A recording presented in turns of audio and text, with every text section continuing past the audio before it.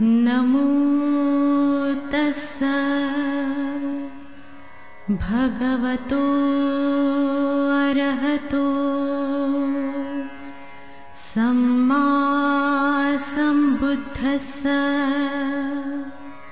बुद्ध और उनका धम्म बाबा साहेब डॉक्टर अम्बेडकर द्वारा रचित कालजयी पुस्तकों के इस रचना संसार में आपका स्वागत है। आप जानते हैं कि इस समय हम लोग बाबा साहेब डॉक्टर अम्बेडकर द्वारा मूल रूप से अंग्रेजी में रचित ग्रंथ द बुद्ध एंड हिज धम्मा, इसका ये हिंदी अनुवाद आप तक पहुंचा रहे हैं। और ये जो हिंदी अनुवाद है, ये हिंदी अनुवाद भदंत डॉक्टर आनंद कौशल्यायन जी का है। तो आइए इस कड़ी में आगे बढ़ते हैं। इस कड़ी में आगे बढ़ने से पहले आपको ज़रा ये बात बता देते हैं, याद दिला देते हैं कि ये बुद्ध और उनका धम्म के तृतीय कांड का चौथा भाग है। और इस चौथे भाग का ये 8वां अध्याय। 8वें अध्याय में बाबा साहेब एक छोटे से शीर्षक के साथ आगे बढ़े हैं और वे कहते हैं कि धर्म ग्रंथों को या फिर धर्म की पुस्तकों को किसी भी गलती की संभावना से परे मानना यह अधर्म है। और इसी बात को हम पिछले कड़ियों से समझ रहे हैं। हमने पिछली कड़ी में एक बात देखी कि तथागत कालामों को यह बात समझा रहे हैं। और कालामों को यह बात समझा रहे हैं तो क्या समझा रहे हैं? क्योंकि कालामों ने तथागत से प्रश्न पूछ लिया था कि तथागत हर कोई अपनी अपनी बात को सही कहने में लगा रहता है और दूसरों की बातों का खंडन करता रहता है, तो किस बात को ठीक माने? तो तब तथागत कहते हैं कि अरे कालामों, तुम किसी बात को इसलिए मत मानो कि वो परंपरा से चली आ रही है, सुनी सुनाई है, उसके बड़े समर्थक हैं, वो न्याय शास्त्र में लिखी है, वो तर्क शास्त्र में लिखी है, वो धर्म शास्त्र में लिखी है, उसको तुम्हारे आचार्य ने बताई है, तुम्हारे गुरु ने बता दी है, इसलिए किसी बात को मानने की कोई जरूरत नहीं। तो कालामों के मन में यह प्रश्न उपस्थित हो गया, तो भाई तथागत अगर हम किसी भी बात को न माने तो किसकी बात को माने और क्या माने? तब तथागत कहते हैं, देखिए क्या कहते हैं, अब यही से हम लोग आगे बढ़ेंगे। तो फिर हमें क्या करना चाहिए, हमारी क्या कसौटी होनी चाहिए? कालामों ने तथागत से प्रश्न किया। तो तथागत कहने लगे कि हे कालामों, कसौटी यही है कि स्वयं अपने से प्रश्न करो कि क्या अमुक बात का करना हितकर है। बड़ी सामान्य कसौटी जो आज भी हमारे जीवन को लागू होती है। तथागत ने तब इस बात को मार्गदर्शित करके रखा है। क्या? ए कालामों, तुम्हें बहुत ज्यादा कुछ करने की जरूरत नहीं है। किसी चीज को जांचना परखना है ना, तो देख लो कि क्या वो आपके लिए हितकर है। स्वयं से प्रश्न करो, स्वयं अपने आप से प्रश्न करो कि अमुक बात का करना हितकर है। क्या अमुक बात निंदनीय है? क्या अमुक बात विज्ञ जनों द्वारा निषिद्ध है? क्या अमुक बात के करने से कष्ट और दुख होता है? कोई चीज अच्छी है या बुरी है, हितकर है या अहितकर है? किसी बात को करने से दुख होता है, कष्ट होता है, पीड़ा होती है? अगर ऐसा होता है तो देखो, स्वयं अपने आप से प्रश्न करो। तथागत कहते हैं, मैं कह रहा हूं इसलिए नहीं, अपने आप से करो प्रश्न कि क्या यह ठीक है जो किया जा रहा है, जो कर रहे हैं। फिर कालामों, इतना ही नहीं, तुम्हें यह भी देखना चाहिए कि क्या मत विशेष तृष्णा, घृणा, मूढ़ता और द्वेष की भावना की वृद्धि में तो सहायक नहीं होता। तथागत कहते हैं कि ये जो मत तुम जो स्वीकार रहे हो, या फिर जिसको तुमने परीक्षण के लिए लिया है, या फिर किसी ने आपको बताया, आपके आचार्य हो या फिर आपके गुरुजन हो या फिर आपने कहीं से सुना हो, ये मत घृणा तो पैदा नहीं करता, द्वेष तो पैदा नहीं करता। अगर ये घृणा और द्वेष पैदा करता होगा, इससे मूढ़ता आती होगी, आदमी मूर्ख बनता होगा, मूर्खों जैसा व्यवहार करता होगा, तो इसे भी देख लो। फिर कालामों, इतना ही नहीं, तुम्हें यह भी देखना चाहिए कि वो जो मत विशेष है किसी को उसकी अपनी इंद्रियों का गुलाम तो नहीं बनाता।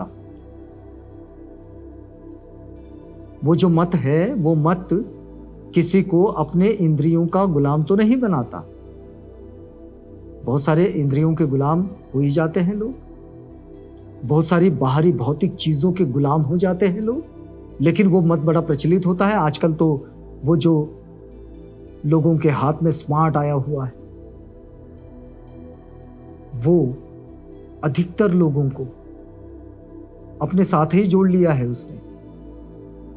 कोई जरूरत हो या ना हो, ये ही चलता रहता है। तो ये जो बात है, तथागत कहते हैं कि वो जो विशेष मत है, उस मत से ये भी देखना चाहिए कि वो अपनी इंद्रियों का गुलाम तो नहीं बनाता, वो तुम्हें अपने पास खींच तो नहीं लेता है, फिर उसे हिंसा करने में प्रवृत्त तो नहीं करता। तथागत पूछते हैं, तथागत कहते हैं कालामों से कि अपने आप से पूछो कि जिस मत को तुमने स्वीकार किया है वो तुम्हें हिंसा के लिए प्रेरित तो नहीं करता।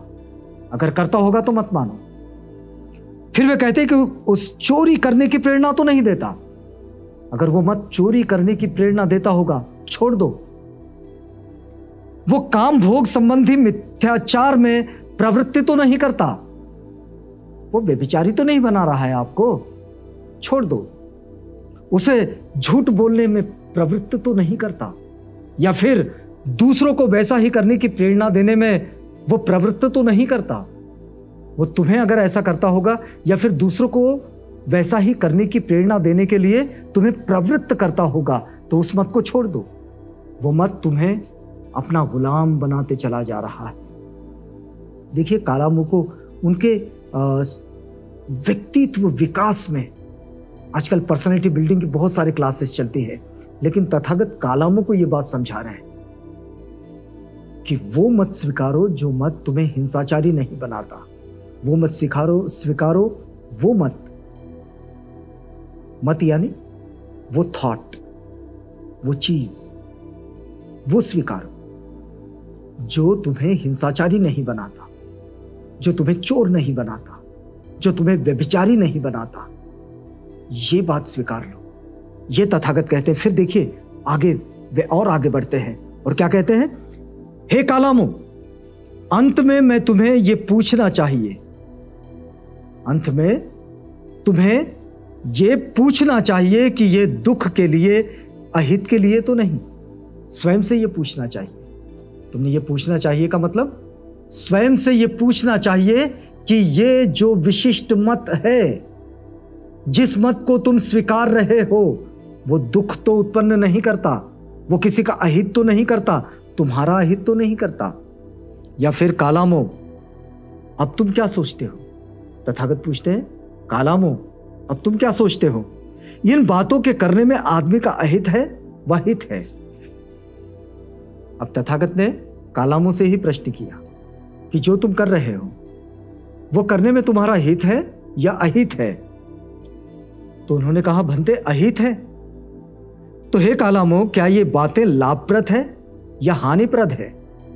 वे कहते हैं, भंते हानिप्रद है। क्या ये बातें निंदनीय है? विज्ञ पुरुषों द्वारा निषिद्ध है या समर्थित है? विद्य पुरुषों द्वारा निषिद्ध है। कालाम कहते हैं, वो जो बातें वो जो बताकर गए हैं अब से पहले वाले, वो बातें निषिद्ध हैं। विद्य पुरुषों ने उन्हें निषेध किया है, उनका समर्थन नहीं किया है। इनके करने से कष्ट और दुख होता है? भंते हाँ, इनके करने से कष्ट और दुख होता है।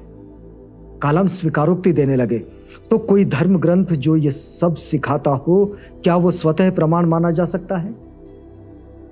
तथागत कालामों से फिर प्रश्न पूछते हैं कि अब बताओ, वो धर्म ग्रंथ जो तुम्हें दुख देता है, पीड़ा देता है, तुम्हारा अहित करता है, विद्यजन उसके समर्थक नहीं है, क्या वो विचार समर्थन का पात्र है? क्या उसे माना जाना चाहिए?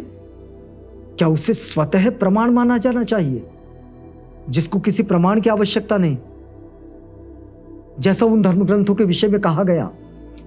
क्या वह गलत होने की संभावना से परे माना जा सकता है? तो कालामों ने कहा, नहीं, वो गलती की संभावना से परे तो बिल्कुल नहीं माना जा सकता, क्योंकि इनका अनुभव यह है कि इसमें गलती है। हम उन सारी चीजों का अध्ययन करें, उनका परीक्षण करें, उनकी जांच करें, उनमें खोजें, तो स्वतः ही पता चल जाएगा कि वे गलती की संभावना से परे नहीं है। तो फिर तथागत आगे कहते हैं, लेकिन कालामो, यही तो मैंने कहा है। मैंने कहा है कि किसी बात को केवल इसलिए मत मानो कि वह तुम्हारे सुनने में आई है। किसी बात को केवल इसलिए मत मानो कि वो परंपरा से प्राप्त हुई है। किसी बात को केवल इसलिए मत मानो कि बहुत से लोग उसके समर्थक हैं। किसी बात को केवल इसलिए मत मानो कि वह धर्म ग्रंथों में लिखी है। किसी बात को केवल इसलिए मत मानो कि वो तर्कशास्त्र के अनुसार है। किसी बात को केवल इसलिए मत मानो कि वो न्यायशास्त्र के अनुसार है। किसी बात को केवल इसलिए मत मानो कि वो ऊपरी तौर पर मान्य प्रतीत होती है। किसी बात को केवल इसलिए मत मानो कि वह अनुकूल विश्वास या अनुकूल दृष्टि की है।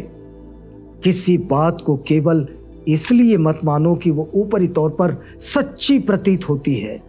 किसी बात को केवल इसलिए मत मानो कि वह किसी आदरणीय आचार्य की बात है।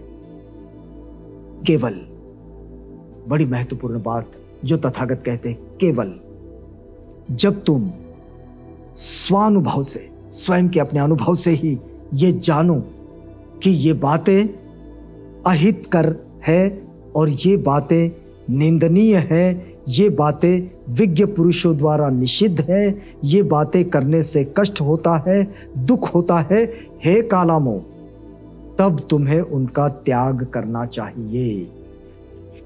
किसी बात का खंडन, किसी बात का त्याग तब करना चाहिए अगर न्यायशास्त्र में कोई बात लिखी है, उसका परीक्षण करना चाहिए। धर्मशास्त्र में, तर्कशास्त्र में, लोगों के समर्थन में, लोगों के सोच समझ में, लोगों के बताई जाने वाली बातों में जो जो बातें हैं उन सब का परीक्षण करना चाहिए और परीक्षण करके ये तय करना चाहिए कि क्या ये हितकर है या अहितकर है। इससे हित होता है या अहित होता है, हानि तो नहीं पहुंचाती, ये निंदनीय है। अगर वे निंदनीय है, अहितकर है, विज्ञ पुरुषों द्वारा निषिद्ध है, जिसको करने से दुख होता है, तो निश्चित रूप से इन बातों का त्याग कर देना चाहिए। इन बातों को अपने जीवन से हटा देना चाहिए। और फिर उसके आगे तथागत कहते हैं, देखिए कि कालामो, तुम्हें ये जो त्याग करना है, ये जो नहीं मानना है, ये इन बातों को नहीं मानना है जो तुम्हारे लिए अहितकर है, जो तुम्हारी बुद्धि की कसौटी पर खरी नहीं उतर रही है, मत मानो उसे।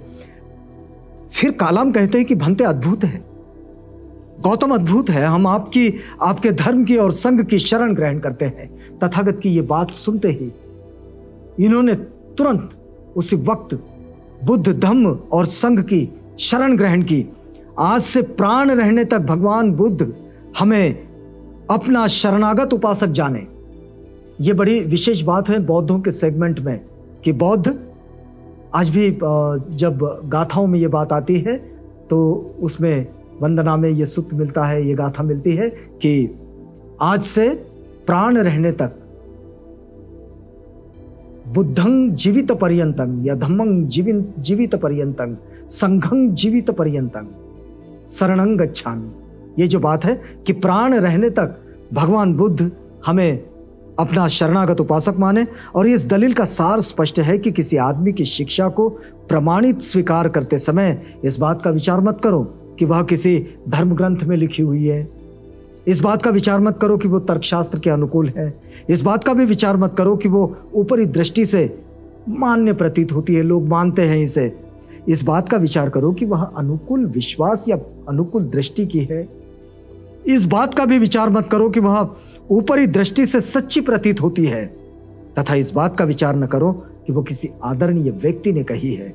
लेकिन इस बात का विचार कर लो कि जिन मतों को या जिस दृष्टि को तुम स्वीकार करना चाहते हो वो हितकर है या नहीं, वो निंदनीय है या नहीं, वह कष्टप्रद या हानिप्रद है कि नहीं, मतलब सामान्य रूप से ये समझना, ये जांचना, ये परखना है कि वो हमें कोई तकलीफ पहुंचाने वाली तो नहीं है, हमें व्यक्तिगत रूप में और हमारे आसपास को, यानी कि हमारे सामूहिक रूप में। अगर वो किसी के लिए भी हित कर रहे हैं और सब के लिए वो हितकर होने के बावजूद किसी के लिए भी अहितकर नहीं है, तो फिर उस कार्य को किया जा सकता है, उस मत को माना जा सकता है, उस चीज को स्वीकारा जा सकता है।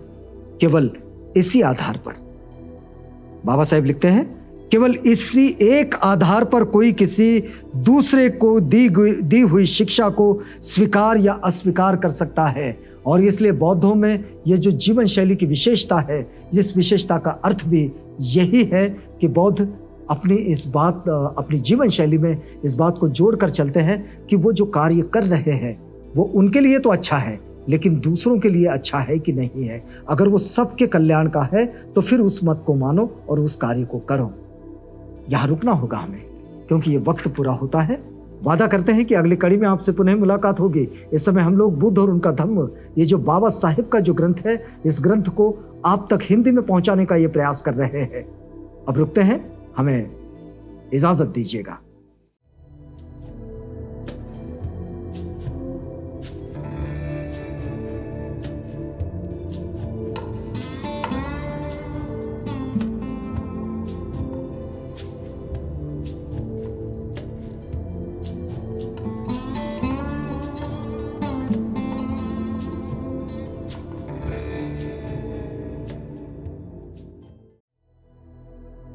बुद्ध और उनका धम्म।